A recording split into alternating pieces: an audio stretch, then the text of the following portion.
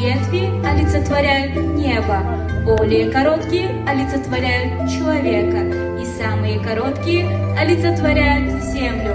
Икебана представляет взаимодействие между ними, тем самым вызывая в человеке стремление к совершенству.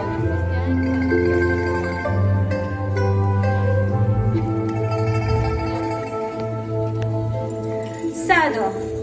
Садо – это чайная церемония. Как вы видите, обычное приготовление чая в Японии возвели в ранг искусства. Чаире – это чайница, из которой выливают чай в чай-вэнь, которая является чашкой сладости для того, чтобы перебить горький вкус напитка. Чайная церемония показывает стремление японцев омотенаси, что в свое время означает забота о госте.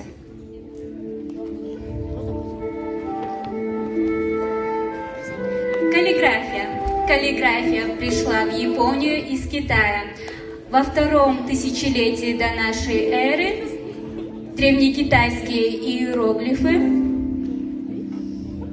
стали более упрощенными для того, чтобы было их быстрее писать.